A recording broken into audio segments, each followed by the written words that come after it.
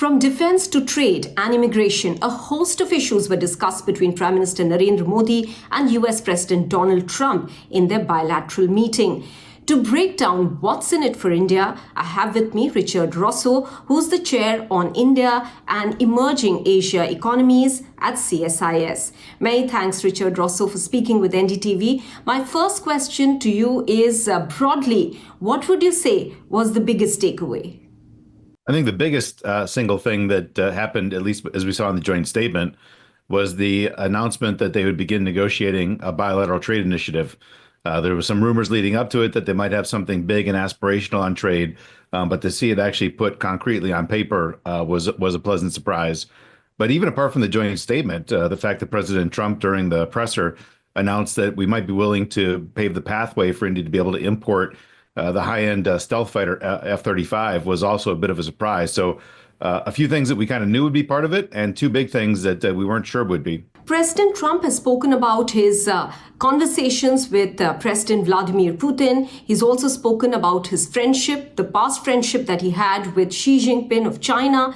Where does this leave India vis-a-vis its partnership with US in the Indo-Pacific and specifically the Quad? Maybe those two things in some ways kind of balance out because India was, of course, pulled in two directions over Russia. India's long-term relationship with Russia versus some level of U.S. pressure for the world to abandon Russia after the invasion of Ukraine.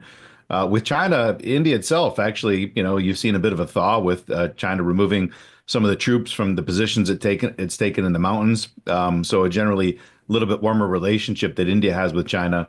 We all want to avoid conflict any place that we can. So, but I don't think a lot of that is up to President Trump.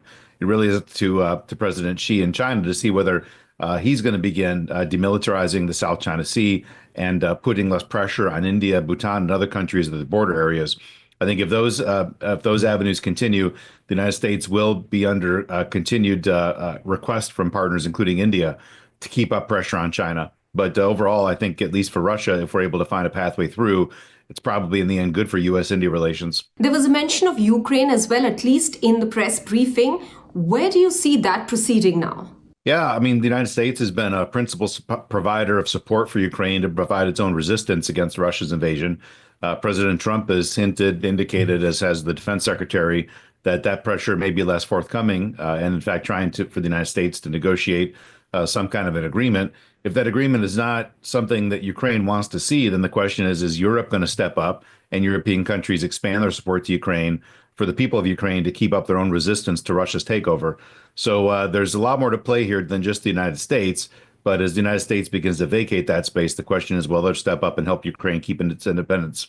And finally, there was talk about purchase of defense equipment. F-35s were also discussed. Apart from that, purchase of hydrocarbons by India. Many would say that the transactional way in which President Trump has conducted his administration earlier is back. How would you put this?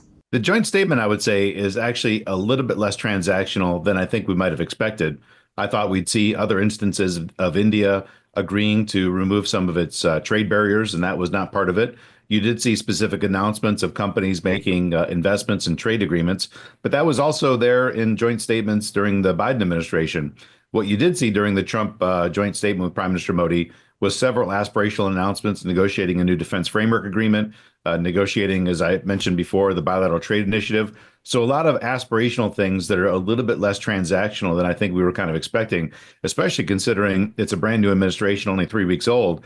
But it shows the two leaders had a good working relationship last time and maintained relations even when President Trump was out of office. So certainly there's a lot of specific deals included in there, but also some bigger initiatives that we hope to bear fruit. But a lot of work to be done because many of those they announced intention to complete things by the end of the year. So a lot of work ahead for the two governments to make those things become reality. Richard Rosso, thanks for speaking with NDTV. Yeah, of course. Pleasure.